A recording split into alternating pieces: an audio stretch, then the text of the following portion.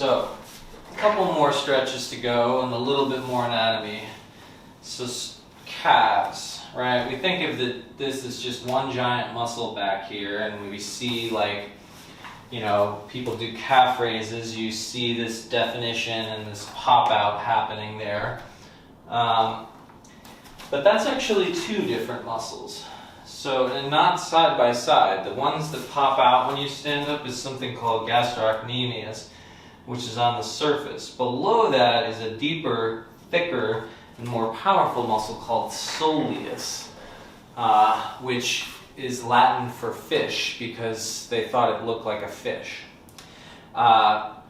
When you're stretching your calves, if you stretch your calves with your legs straight, like this, that's going to mostly target gastrocnemius.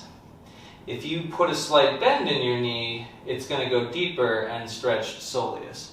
So once we get into variations on calf stretching, you want to remember that you want to get the deeper layers. And then if you bend even more in the knee, you're going much further down into the Achilles tendon.